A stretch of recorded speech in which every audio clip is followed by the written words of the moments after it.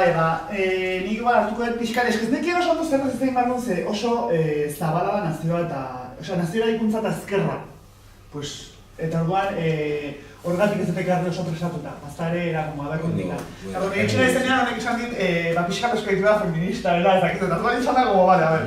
Orduan, bueno, egin janen eskematxoa, nik bai hasi nahi pixkat, beraren azken partetik, ez bikilak azken partean esan duen horretatik eta da globalizazioaren aroa, alegia, gure kontestua gaur egun ez da orain dela 30-40 urte geneukan kontestua, zeharo aldatutako kontestua da, nahiz eta guk oraindik de hecho ez teguen aldaketa hori berez, bere dimentsio guztietan bizitzen, oraindik edo bizi, baina zeharo aldatzen ari da zergatik eta arrazoietako bat da, bueno, berak aipatu ditu batzuk, baina nazioarteko garai batetik, internazionala deitzen genuen garai batetik, pasatzen gara nazio aro globalera, ez? Eta hori gertatzen da gutxi gora bera 70-garren hamarkadatik aurrera. Hori gertatuko da herrialde desberdinetan, claro, hamarkada desberdinetan, alegia. Hemen, 80-garren hamarkadan, begira non den, frankismotik atera berri, ez? Lehenengo aldiz jartzen zen hemen ongizate estatu bat martxan, bueno, guzti hori. Europan ja hasiko dana garai horretan ja privatizatzen. Hemen hasten gara alde batetik demokratizazio prozesu homologatu bat aurrera eramaten, homologatua, nahi bertu. Eta aldi horretan ja hasten dira bai estatu batuetan, bai erresuma batuan, eta hasten dira ja esango nuke aro globala, alegia, neoliberalismoaren aroa, privatizazioaren aroa, ez? Eta hori, bueno, segun hori irakurtzen dezuen, ez? Baina globalizazioaren aroa nik hartzen dut asko Saskia Sassen autoretik. Eta berak, eta nik hori da nik hemen sarrera moduan hartuko detena, ez? Alegia, aldaketa honetan nazioarteko aro batetik, aro global batera, zer aldatzen da? Aldatzen dira noski erlazio produktiboak, osea, ekonomian geneuzkan erlazio desberdinak, aldatzen dira erlazio sozialak, bai, bi mundu gerra eta gero badakizue ja masiboki sartuko dira emakumeak lan merkatuan eta abar, Europan, bai. Eta gero ematen dira aldaketa asko instituzionalak eta teknologikoak eta abar. Orduan, nik hartuko pixkar hemen aldaketa politikoena. Zergatik, zer ikusia daukalako hain zuzen ere, bueno, zer gertatuko da nazioaren bai kategoriarekin, bai identitateekin, zer gertatuko da estatuarekin, zer gertatuko da komunitate politikoekin, zer gertatuko da demokraziarekin, ez? Osea, hor pixka zentratuko naiz, gero proposamenetara pasa baino lehen. Eta orduan, hor aro globala ezberdintzen duena nazioarteko arotik da, beste hainbat gauzen artean, estatuaren eraldaketa. Bale, estatuak ez dauden desagertzen ari dana da, estatu nazioa ezagutu dugun moduan, bai, estatu keynesiarrak, ongizate estatuak ditugunak orain arte, bai, hori dira aldatzen hasiko direnak, orain arteko demokrazia liberal konstituzionalaren oinarrizko egiturekin batera. Hau da, orain arte, hau segurazki denok institutuan eman zenten, estatu liberala banatzen da 3 botere desberdinen bidez, ez? Alegia, botere legegilea, botere judiziala, botere ejecutiboa. Eta hor, zer gertatzen ari da? Gertatzen ari da, aro global honek daukan ezaugarri bat da parlamentarismoa, hau da, botere legegilea ahultzen ari dela, de hecho, desagertzen ari galeko askotan. Oraindik erlatik ez dago dena bizi, baina Europar Batasuna ja parlamenturik gabe gintzen. Konturatzen azeate, jada badaukagu benean, ez du zertako balio. Jada dispositiboa, jada aro global horren arkitektura politiko oso esanguratsu bat, bai? Zera sistema bat, nun ez daukazun parlamentarismo hori, daukazun ejecutiboa eta arlo judiziala pixkara, geroz eta bete, bai? Hori dira Europar Kontseilua eta Europar Batzordea dira Europan agintzen dutena, bai? Direla bat estatu buruen eta ministroen zea eta bestea da batzordea dela bai ejecutiboa, bai legegilea, bai pixka bana, bai diplomazia eta dana. Orduan, arkitektura beharri honetan, hori oso ulertuko ezue, hartzen bali badago TTIP-a, TTIP, Z, akordio hauek. Akordio hauek zer dira? Akordio hauek dira aro globaleko, akordio tipikoak, baina aro globalekoak ez dira nazioarteko arokoak. Dira, akordio batzuk egiten direnak, ejecutiboen eta korporazioen artean. bai? Eta horiek, ejekutiboak eta korporazioak ez dago inolako ez Parlamentu Nazionalik ez ezer akordio horiek aurrera eramaterakoan, eta sistema judiziala hor da hauek, eta batez ere korporazioek, hautatzen dituzten ikuskaritza moduko bat, bai? Epaileen, esango genuke, ez epai internazionala, porque hile dira nazioarteko arokoak, lei internazional guzti hori da aurreko arokoa, bezik eta aro berri honetan, epaile multzori esango genuke ez du inolako naziorik aukeratzen. Bai? Hori argi usteko, porque ez du inolako parlamenturik aukeratzen epaile horiek. Hau da, epaituko dutenak, sartzen direnean, edo kontrasankorrak direnean, korporazio, enpresa batek, lurralde batean, egin nahi duen hori, kontra jartzen bazaio leku edo lurralde horretako lege bati, inposatuko da korporazioaren legea. Hori arbitratzeko dagoen sistema judiziala ez da nazioek edo guk daukagun sistema judiziala, nazio batia txikia, estatu batia txikia, ezik eta bai aro globaleko esango genuke ja epai berri hori, figura berri hori. Orduan, hau esaten dut alde batetik ze hemen askotan, eta zuk ere aipatu duzu, sartzen dira ze diskurtso, zertarako lan ez dute estatu bat, estatuak desagertzen ari dira, ez.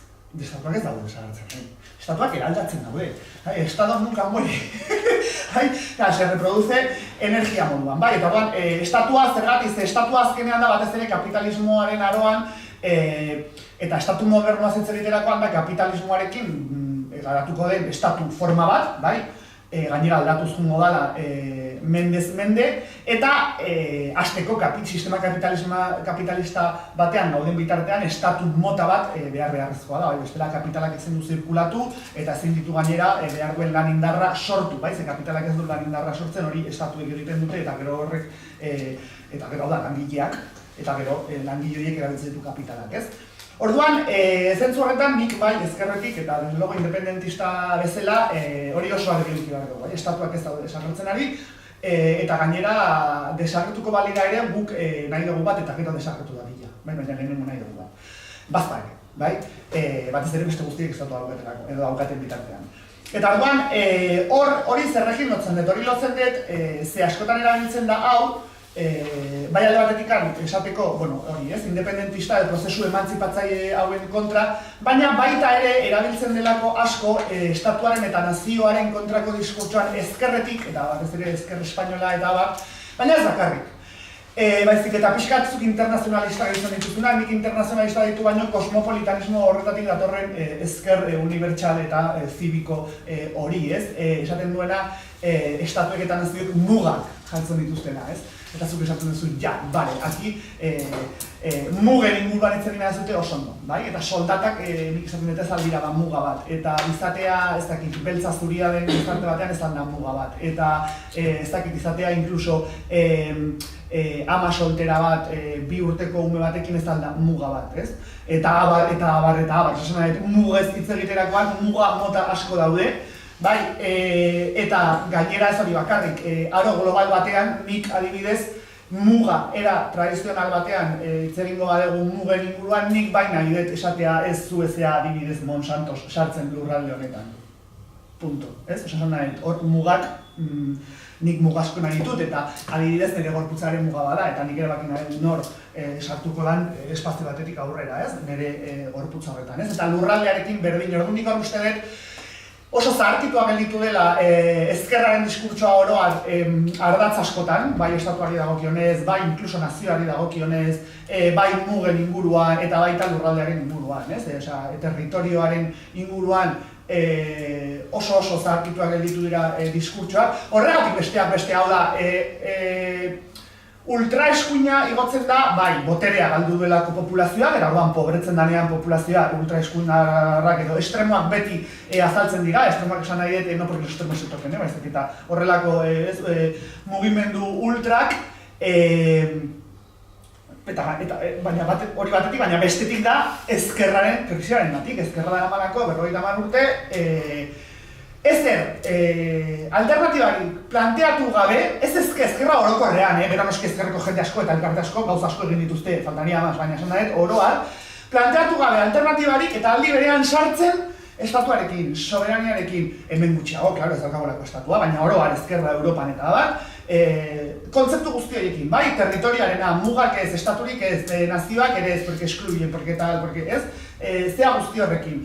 Eta orduan orain, klaro, zer gertatzen da, orain guzti hori errekuperatzeko, pues, jendeak kopia bozkatu ordez, pues, vota Le Pen. Osea, nahi, ez? Que dice claramente, nik soberania nahi, nik estatua nahi, eta nik nahi, nire baliabideak, hori bai, nire territorioko zuri horiei emateko lana, ez? Osea, jatuta la xenofobia. Baina, beste guztia, apurtu egin dio, eta orduan gaur egun geratzen da, ezkerra nahiko deskolokatua oroar, berriro ere, ez gero tokian, ezker asko kokatuagoa daude, obviamente, ze gaina alternatiba asko ezkerretik etortzen ari dira, hau da, feminismotik, ekologismotik, kooperatibismotik, eta hortikan etortzen ari dira, baina ez ezker hegemoniko horiek esango genuke, ez? Eta orduan, nik uste dut ez direla, praktikak aldatzeko ezkerretik pentsamendua aldatu behar dela, eta pentsatzeko moduak aldatu behar direla, eta pentsatzeko markoak. Eta nik benetan esaten dizuet, berak esan duen moduan, pasan naizen leku askotatik, benetan esaten dizuet, diskurtsoak direla oso zaharkituak, eta aldatu behar dela txipa benetan.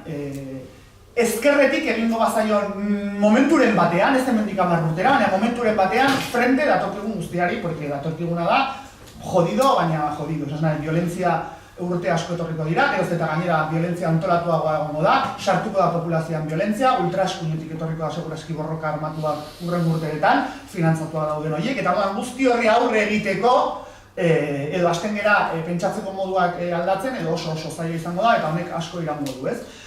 Hau esaten dez, ziklikoki humanitatean denbora guztian gaude elkarri hiltzen eta guzti hori esago zikliko, ez? Orduan, bueno, baina, klaro, ziklo horietatik etzea, ateratzen zera erabatean edo bestean, segun eta nolako erresistentzia egin dezu, ziklo jodido edo ilun horietan, ezta? Hor gaizki edo krisiak egon diren momentu horietan, eta horregatik ez da kasualitatea orain olatu feminista batean egotea, bai? Ze krisietan ere daukazu aukera oso potentea jartzeko erdigunean ordura arte ez zeuden gauza pila bat, ez?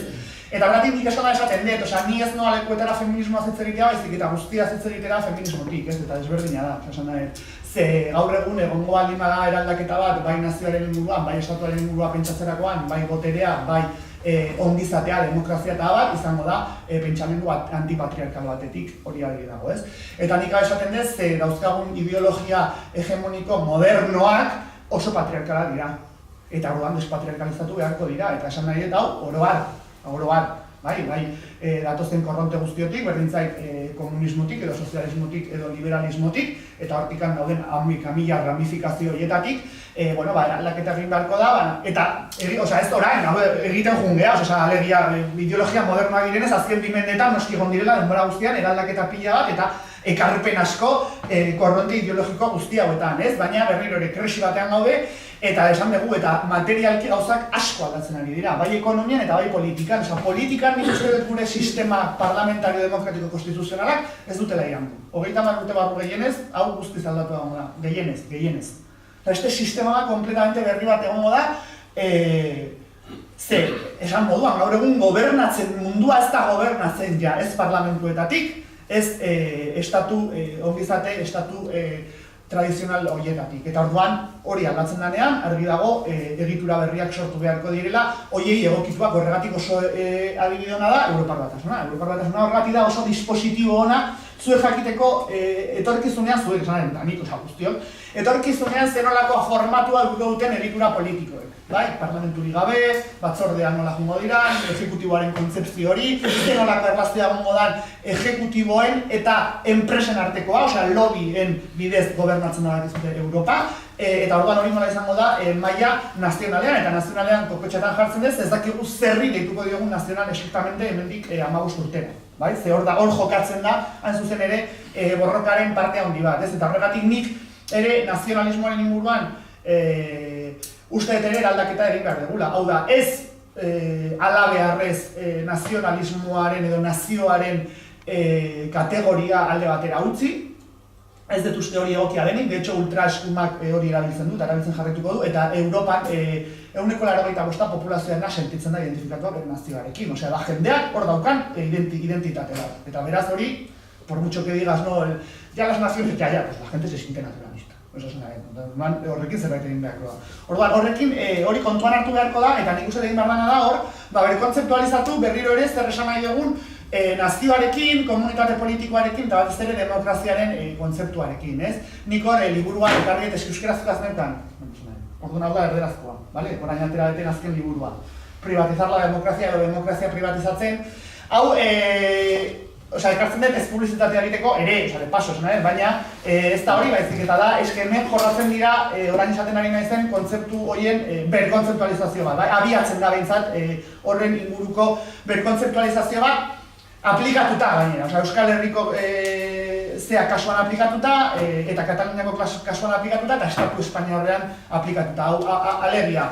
Privatizazio honetan, aro globalak dakarren privatizazio demokraziaren dimentsio guzti horien privatizazio horretan, eta privatizazio esaterakoan, esaten detenean parlamentuak agutzen ari direla, privatizatzen ari direla, alegia. Lehen herriaren ordezkari horiek politika egiten zuten gune hori, pasatzen da lobbyetara, pasatzen da esku pribatuetara, antolatuak dauden esku pribatu horietara, eta horiek dira gobernatzen ari direnak. Horregatik, demokraziaren privatizazioa ez da bakarrik hezkuntza privatizatzen ari direla, edo osasungintza publikoa, edo zerbitzu publikoak, edo energia, baizik eta privatizatzen ari direla, orain arte zeuden instituzio publiko, politiko guzti horiek, autoridade publikoak, eta horrek, hortzogen mekanismo guzti horiek, espazio publiko eta eskubide publiko horiek sortzen zituzten mekanismoak, guztiak ari dira privatizatzen. Eta orduan horregatik, eta gero territorioaren anik esan dez, zergatik, territorioaren kontzeptua berriro ere, ulertu da zerbait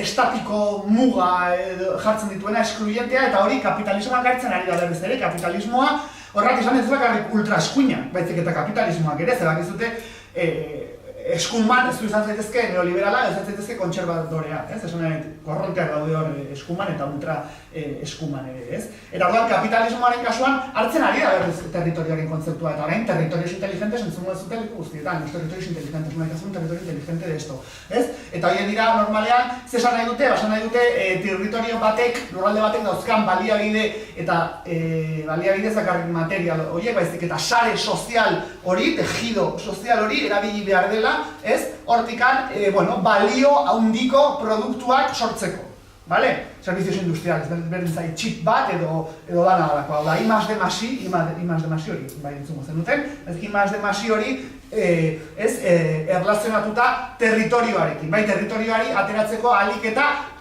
zer?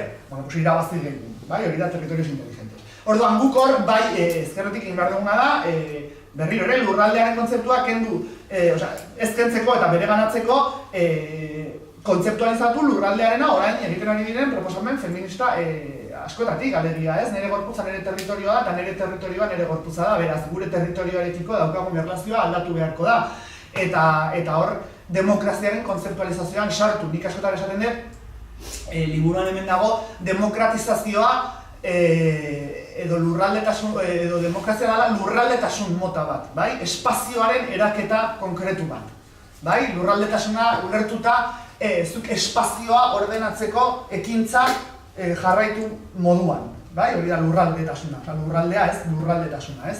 Territorialidad hori da azkenean praktika multzo bat espazioa ordenatzen dutenak eta beraz komunitatea sortu edo dana dalakoa, ez? Baina kontuan hartuta lurraldearena hori guk etxean ere egiten dugula lurraldetasuna, alegia ez diozunean uzten aurrei gela batean sartzen, ez? Hori da lurraldetasunaren zea, ez? Orduan horregatik lurraldetasuna kontuan eta erdigunean jarri behar dugu berriro ere, zergatik lurralde ongizate baldin badukazu lurralde baten, lurralde horretan bizi den jendeak ongizatea eduriko du. Eta orduan hor aldatu behar da maneko berriro ere liberala eta patriarkala bestetik, zeinaren bidez esaten duen ez individuak ondo baldin badaude, kolektiboa ondo dago, ez. Lurraldea ondo baldin badago, kolektiboa ondo ongoa eta kolektiboak ondo daudenean orduan individua ondo ongoa, ez. Buelta eman, ze azkenean nik lurralde batean baldin badukat urgarbia eta publikoa, ez eta energia berria eta publikoa, garraio publikoak, erresidentzia publikoak, eskola publikoa. Eta abar, non gizatea eukiko du, hor bizidan jendea, bai? Eta hori da kontzeptualizazioa, eta gainera kontzeptualizazio hori pasa behar da ere politika migratzaileetara, eta guzti hori alegia, ez? Lurralde batean bizi diren horiek, eta beraz lurraldeak lurraldearekin ezarri behar dugun erlazio hori izan behar da gure gorpuzekin ezartzen dugun erlazio bera, ezta? Edo gure gorputzekin ezarri nahi dugun erlazio bera, bai? Zaintzarena eta garbiak egotearena eta hori lurraldeari berdin aplikatu, ez? Berriro ere, gaur egun denbora guztian entzuten dugu, ez, globalizazioan gaude, demokrazia globala jartu nahi dugu, ez, mundu mailako demokrazia bat, baina inork ez du hitz egiten tokian tokiko demokraziaz. Orduan, zuek ez baldin badakizu, ez zuek esaten dut hori proposatzen dutenei, ez badakizuen nola egin tokian tokiko demokrazia, ez dakizuelako edo konzuen demokraziaren kontzeptua dalako dana, osea, instituzio parlamentaria, konstituzioan eta mercado libre. Bai, orduan ezingo dezue demokrazia globalik egin, ez? Tokian ez baldin badago demokraziarik, ezin dago demokrazia globalik, imposible, ez? Eta orduan, horgatik hori ere, behin entzuten dugu, ez bakarrik kosmopolitanismo liberal batetik, baina ezkerretik eta batez ere da estatua duten ezkerraren handik, ez? Eta hori garrantzitsua egin zait. Eta orduan, txointzen banoa kalkulatzeko, klaro, estatu feministaz ez zen marko den momentu ematean, zema dara mato 2 minutu, ja? Bale, bueno, orduan hor pixkat pasatzearen proposamenetara, porque azkenean horretan daukazue nik orain 20 minututan esan dizu dana hor dago lasai asko, bai, irakurtzeko, eta proposamenak aldiz hor, egiten ari dira proposamenak eta pixkamek ateratzen ari dira proposamenak, esan nahi estatugintza edo herrigintza feminista batetik, hau da, patriarkala izango ez den proposamenak egiteko, eta zentzu horretan esaten dut berriro ere, ezkerretik proposatu izan diren ere, oroa ezker hegemonikotik proposatu izan diren demokrazia motak ere patriarkalak izan dira. Zika, ez baldin jartzen patriarkatuaren, edo kasunetan feminismoaren lente hori, eta horreko bada imposible identifikatzea patriarkatua, ez. Eta berriro ere, insistitzeko, herrigintza asko hitz egiten da, baina herrigintza patriarkalare izan daiteke. Orduan, hasten gera identifikatzen nun dauden hemen menderakuntza ardatz desberdinak edo birsortu egingo dugu. Eta horrek esan nahi du ezkerraren kontzeptualizazioa aldatu beharko dela eta aldatzen ari dela eje hau sartzerakoan. Nik horrez enaiz sartuko eztabaidan esan dezuna ez, intersekzionalitatearen inguruan edo zeleku izan behar duen menderakuntza ardatz bakoitza eta hori beste baterako. Eta orduan orain, guk, ze proposatzen dugu, guk batzutan esaten dut guk, ze batzutan nik egiten dut, aparte de militantzia kolektiboki, mugimendu feministan ikerketan ere nik talde bat daukat, eta orduan talde horrek ere militatu egiten duena, baina ikertzailea direnak ere gu hori esaten dut normalean nire taldeari referentzia egiterakoan, bai? Orain bide batez, ja esango dizuet, eskemende gutxi argitaratuko da, egin dugu ikerketa bat jaso genuen emakundeko beka, lehen urtean, eta orduan egin dugu EAeko demokrazia patriarkala. Eren inguruko ikerketa bat, 300 horri aterako da, datu eta orduan hor, nik dimentsioa, orain dikan hori hobeto pentsatu behar dut, ez di demora eman. Esan nahi, patriarkatuaren inguruko teorizazio sakon bat egiteko sakon eta luzea. Hau da, urte batzuk hartuko dituena. Baina, printzipioz, era pragmatikoan, patriarkatua nizatitzen dut 6 dimentsiotan, oraingoan zentratu geha 4 dimentsiotan, ez? Hau da, lan ordainduan ematen diren erlazio patriarkalak aztertu ditugu, lan ez ordainduan ematen direnak, estatuan ematen direnak, eta kasu honetan gure ongizate regimena aztertu dugu, EAEkoa, dala Nafarroak da bezala, Ego Euskal Herrian berdina da, bide batez da Espainiako ongizate regimen berdina, berdina da, datuak hor daude, eta gero, laugarren dimentsua aztertu duguna patriarkatuarena izan da erlazio politiko publikoak. Eta orduan hori hitz egin dugu, mugimendu sozialekin, partidu guztiekin, eta kazetari desberdinekin, ikertzaile desberdinekin, eta langile antolatuekin eta langile ez antolatuekin, eta noski sindikatu desberdinekin. Orduan hor radiografian nahiko potentea eukiko dugu, datuekin, esateko nola gauden momentu honetan, ze patriarkatu mota daukagu momentu honetan, noski ze kapitalismo patriarkal mota, porque kapitalismo sistema kapitalista batean gauden, eta orduan horrek, emango digu ere proposamenak egiterakoan, batez ere aukera proposamen zehatzak ere egiteko ez bakarrik orokorrak. Eta proposamen horietan, egia danik aplikatzen dut ze pixkaranaka jorratzen dijoa, ja estatu feminista hola zertzela da moduan, atera nuenean, hortik handia proposatutako gauza gehiago proposatu ditugu, eta hori jorratzen goa. Eta orduan hor proposatzen ditugun gauza batzuk, badakizue, hor estatu gintza feministaren inguruan hor proposatzen zirela bost helburu, izan daitezkenak 10, 15, segun geroz eta sakonago jorratzen goa zenean, gehiago izango dira. Eta hor, helburuen tartean zegoen, orain ez ditut jorratuko, baina, jakin dezazuen, kontratu sexualaren apurketa, alegia kontratu sozialaren apurketa, hori da gure gizarte moderno hauek, liberal konstituzional hauek, oinarrian duten kontratu mota, kontratu soziala, hori nola apurtu. Gero jakintza berriak sortzeko ere dispositibo eta taldeak, alegia gaur egun bai unibertsitatean, bai incluso modulo profesionaletan, desberdinki, baina ematen den guztia da pentsamendu heterosexuala, hau da, pentsamendu heterosexual batetik egin dan, eta pentsamendu heterosexuala hemen ez ulertu norekin oderatzen zean, bezik eta pentsamendu heteronormatibotik egindako proposamenak blaitzen dituzte karrera guztiak, eta zientzia guztiak, puto error. Eta guzti hori aldatzeko behar dezu jendea aditua eta aritua izango dana eremu bakoitzean. Ez proposamen orokorra, baizik eta eremu oso zehatza, berdin zait, bioteknologian zer egingo da. Ez dakizte, esasanan eremu guztietan begirada hori jarriko duna ze dana da por defecto patriarkala. Zer esanik ez zientzia politikoetan, nik hori emakumetu unibertsitatean, una barbaridad. Eta orduan hor, dana, karreraren struktura, dana da barbaridade bat. Horrela jarraitzen badugu, oso zaila izango da pentsatzeko era jarraitzea, planteamendu berriak sortzea ezkerretik eta eraldaketa egitea. Oso zaila. Orduan nik izatenet, eragina da ikaragarria. Jasotzen dugu hori, sortu egiten dugu, eta jasotzen ari gana momentu honetan, da oso patriarkala, berdin du nondik etorri, ez? Eta orduan hor, gero beste helburu bat zen noski, helburu nagusia zen emakumeak gobernatu behar dutela dena,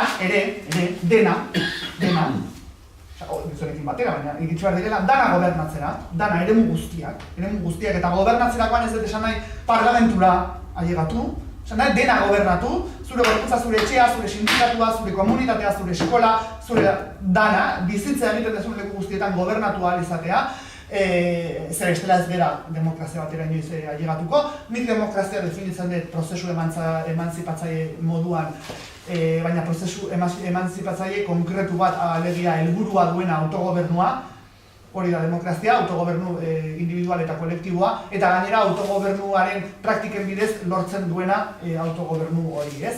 Eta, hori ere daukazu ere liburuan, nik nola planteatzen den demokratizazioa, zergatik ze demokraziaren kontzeptua patriarkala da berdin duen begiratu. Zer ez da jorratu, daudena dira kritika batzuk eginak feminismoko korronte desberdinetatik, feminismo liberala sartzen da bere teoria eta bere autore liberalekin, feminismo sozialista edo marxista edo anarkista sartu da edo sartzen da bere autore marxista eta hauekin, eta hor kritika egiten goaz, baina oso pixkanaka eta oso errekurtso gutxirekin, eta kontuan izan zazue, feminismoa ezagupen moduan sartu dela unibertsitatean 80 bat hamarkadan estatu batuetan, eta hemen orain hor gaude. Orduan, oso geldo goaz, bai?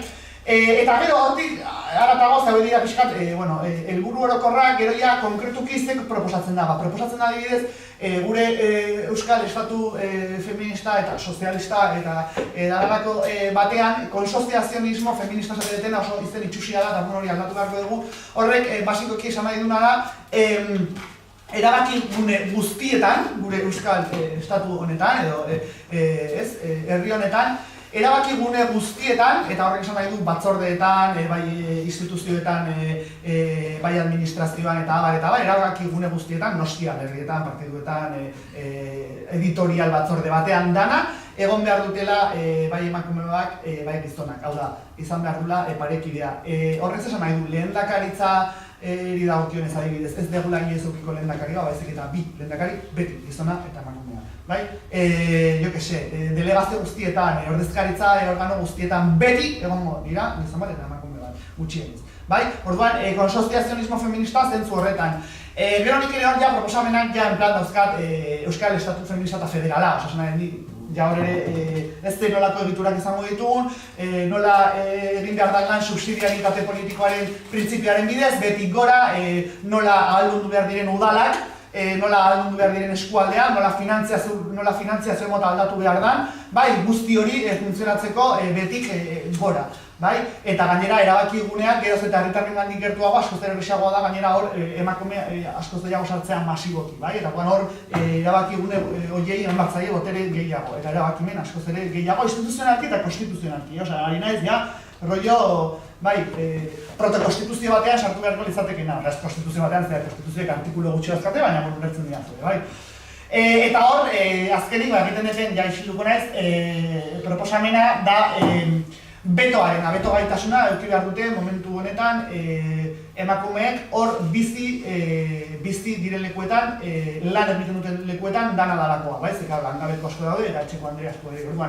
Hor dauden lekuetan emakumeek beto gaitasuna zergatik orain arte dezan edokate beto gaitasuna, ez da esaten, baina, bai? Eta hori da, aldatu behar dena, eta horretarako esplizitu egin behar da, alegia berdintzai. Partiduetan dauden gune feministak, beto eskubidea eduki behar dute, erabaki askoren gainean, por ejemplo. Esto bien al cuento ez gainera gaude, bai, Bildu gainera bai feminista dauka, orduan esan ez, adibidez. Baina berdintzai, sindikatuetan berdin, unibertsitatean berdin, eskoletan berdin, eta alegia enpresetan ere, niko proposamenetan sartzen dugu incluso enpresak, 10 langiletik gora ere eduki behar dituzte. En plan, hori instituzioetatik, y obligado, Osea, sin ningún tipo de miedo. Bai, beharkotasun hori eta derrigortasuna sartuta, ez? Eta hau, iruditzen zain interesgarria, ze hau beti gora egiteko gauzak dira ere. Osa, instituzionalizazio hori eta konstituzionalizazio hori noski etorriko da pixkanaka, etortzen baldin bada eta lortzen baldin badugu, baina hau da zerbait egin daitekena ja. Osa, bihartik aurrera edozein lekutan, bai? Hor lan egiten dezun horiekin, emakume horiekin etzegin, eta esan, hemen egingo dugu elkarte bat, eta gai hauetan, barkatu, edukiko dugu beto gaitasuna eta kitxo, ez? Eta, de hecho, hori pixkanaka egiten hasi da, eta berdin ere aplikatuta mugimendu sozialei eta abar. Eta, orain gozor utziko dut. Eta, orain bazte zer galdetu nahi balen maezure, aurrera. Ia esker. Orain bai bizue, galdetu, zerbaite.